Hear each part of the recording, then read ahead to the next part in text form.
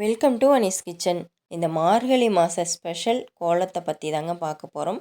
இந்த கோல மாவில் அப்படி என்ன ஸ்பெஷல்னு தானே கேட்குறீங்க? ஆமாங்க, இதை மாதிரி கோல மாவு ப்ரிப்பேர் பண்ணி வச்சுக்கிட்டிங்க அப்படின்னா இந்த மாதம் பூராவும் அழகாக எடுத்துகிட்டு ஒரு வில்லை எடுத்துகிட்டு கரைச்சி கோலம் போடுறதுக்கு வசதியாக இருக்குங்க. அருமையான டிப்ஸு. நல்ல கோலம் பிரைட்டாக இருக்கும், பார்க்குறதுக்கே பளிச்சுன்னு இருக்கும். மாவு அப்போ தான் அரைச்சி போட்ட மாதிரி ஒரு பிரைட்னஸ் கிடைக்கும். அதுக்காக தான் இந்த டிப் கொடுக்குறேன் உங்களுக்கு. நான் இந்த மாதிரி வில்லைகளாக ரெடி பண்ணி அந்த மாவை கோலம் போட்டு அதில் இருக்கிற ரிசல்ட்டை தான் உங்கள் கூட ஷேர் பண்ணுறேன். கோலம் மாவு ரெடி பண்ணுறதுக்காக ஒரு கப் அளவுக்கு பச்சரிசி எடுத்து நல்லா ஊற வச்சிடலாங்க. 5லேருந்து 6 மணி நேரம் ஊறணும். இது இப்படியே ஊறட்டுங்க. ஒரு நாள், அதாவது மாதத்தில் ஒரு நாள் இதை மாதிரி ப்ரிப்பேர் பண்ணி வச்சுக்கிட்டிங்கன்னா அந்த மாதம் பூராவும் கோலம் போடுறதுக்கு ஈஸியாக இருக்கும்.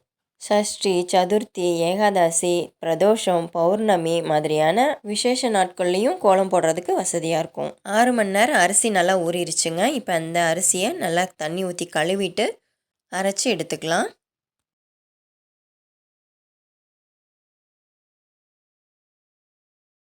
அரைச்சி எடுத்தாச்சுங்க. இந்த அளவுக்கு இருக்கணும். கொரங்கொரப்பாக இல்லாமல் நல்லா நைஸாக அரைச்சி எடுத்துக்கோங்க. கொஞ்சமாக தண்ணி ஊற்றி அரைங்க. இப்போ இந்த அரைச்ச மாவை ஒரு வடிகட்டியில் வெள்ளை துணியை போட்டு அந்த துணிக்குள்ளே ஊற்றி விட்டுருங்க.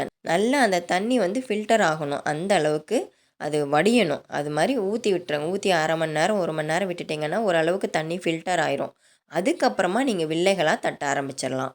கலர் துணி எதுவும் போட்டுறாதீங்க, வெள்ளை துணியாக பார்த்து போடுங்க. வெள்ளை கிளாத்து போடும்போது தான் உங்களுக்கு அந்த அரிசி மாவு வெள்ளையாக கிடைக்கும். இல்லைன்னா அந்த கலர் துணியில் உள்ள கலர் பிடிச்சிடும். தண்ணி கம்மியாக ஊற்றி அரைச்சதுனால கொஞ்சம் தாங்க தண்ணி ஃபில்டர் ஆகிருந்தது. ஒரு 5-6 ட்ராப் தான் ஃபில்டர் ஆகிருந்தது. இப்போ இதை தட்ட ஆரம்பிச்சிடலாம். ரொம்ப தண்ணி வடிய விட்டுறாதீங்க. ரொம்ப கெட்டியாகிடுச்சுன்னா அந்த ஷேப் வராது. கையில் பிடிக்கும் போது எந்த ஷேப்புமே வராமல் போயிடும். ரொம்ப காய விட்டுறாதீங்க. கொஞ்சம் ஈரப்பதம் இருக்கும்போதே ஒவ்வொரு ஷேப்பாக எடுத்து வச்சுக்கோங்க. உங்களுக்கு எந்த ஷேப் ஆனாலும் பரவாயில்ல. உருண்டையாக வேணுனாலும் சரி, தட்டையாக வேணுனாலும் சரி, உங்களுக்கு எந்த மாதிரி ஷேப் வேணுமோ அந்த ஷேப்புக்கு இதை பிடிச்சி எடுத்து வச்சுக்கலாம். நான் இது மாதிரி தட்டையாக தட்டி எடுத்துக்கிறேன். உங்களுக்கு எந்த ஷேப் வேணுமோ அந்த ஷேப்புக்கு பிடிச்சி நல்லா வெயிலில் காய வச்சு எடுத்து ஒரு டப்பாவில் போட்டு வச்சுக்கிட்டிங்கன்னா அவ்வளோதாங்க, அரிசி மாவு ரெடி. இது மாதிரி வில்லைகளாக தட்டி எடுத்து ஒரு டப்பாவில் போட்டு வச்சுக்கிட்டோம் அப்படின்னா மாதக்கணக்கில் ஆனாலும் கெடுறது இல்லைங்க.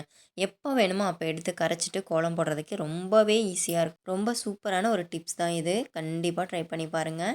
இந்த டிப்ஸ் ரொம்பவே யூஸ்ஃபுல்லாக இருக்கும். செஞ்சு எடுத்து வச்சுக்கிட்டிங்கன்னா, ஒன்ஸ் ஒரு நாள் மெனக்கட்டு செஞ்சு எடுத்து வச்சுக்கிட்டிங்கன்னா ரொம்ப ஈஸியாக கோலம் போட்டுடலாங்க, டென்ஷன் இல்லாமல். அவ்வளோ ஒரு ஃப்ரீஃபுல்லாக இருக்குது. தினமும் கோலம் போடணுன்ற ஒரு டென்ஷன் இல்லாமல் ஃப்ரீயாக கோலம் போடலாம். ஃப்ரீயாக எடுத்து நம்ம பாட்டுக்கு கரைச்சிட்டு அழகாக கோலம் போட்டுடலாம். நமக்கு எவ்வளோ பெருசு வேணுமோ அந்த சைஸ்க்கு தகுந்த மாதிரி எடுத்து கரைச்சிட்டு கோலம் போடுறதுக்கு ரொம்ப யூஸ்ஃபுல்லாக இருக்குங்க.